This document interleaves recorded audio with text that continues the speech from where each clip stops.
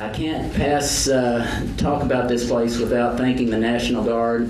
General Walford, thank you, donated the land for this. Colonel Embry and Colonel Niederkorn have assisted us in ways uncountable. We truly appreciate the National Guard.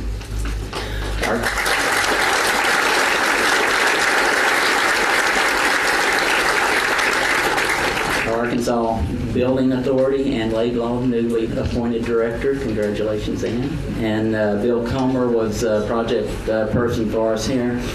The Department of Information Systems has been over backwards making sure that we had all the connections we need, all the communications lines, everything. So have to recognize them, as well as the Department of Health. We have some things in the facility that we're tied directly to the new Health Department EOC. So we appreciate all of the work that they've done. Well, this project has been about 5 years from grant application to completion. Bud Harper was director when we first started this. Hi, Bud. Good to see you, Joe. The building is 39,000 square foot. Has approximately 1 million feet of wiring in it. I did a little math, and that comes to about 190 miles. That's enough wire to stretch from here to Fayetteville. So, but the important thing is that this facility will allow all the agencies of the state to work together in a disaster and emergency, and we'll all be in one place to coordinate.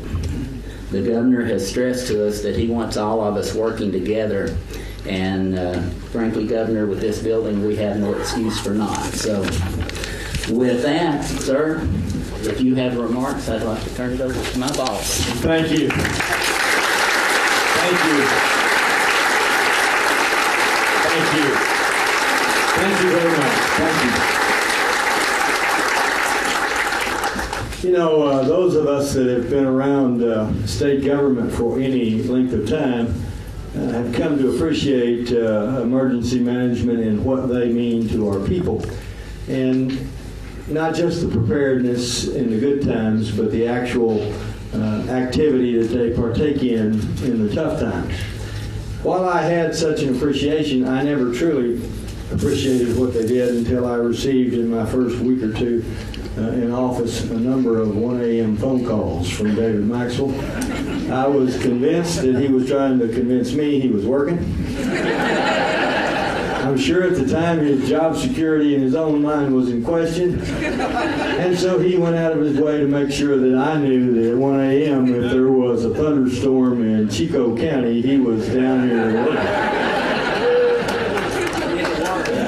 Yeah, it worked. Seriously, it wasn't long after I took office before we did have some early morning and late night calls from David and from his staff relative to initially flooding.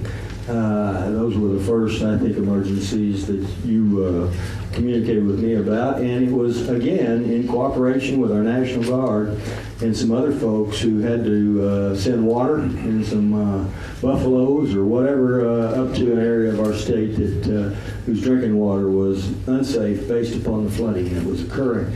It's only when you come in contact with those specific instances, whether it's floods, God forbid ice storms like we had a number of years ago, tornadoes, earthquakes, or even such things as avian flu, not to mention any of the potential terrorism targets that exist, and that those of you that think in our state that we don't have any, rethink it, because we do.